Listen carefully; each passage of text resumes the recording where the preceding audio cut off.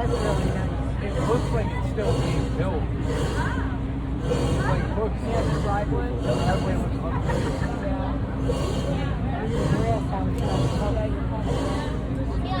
That's money there.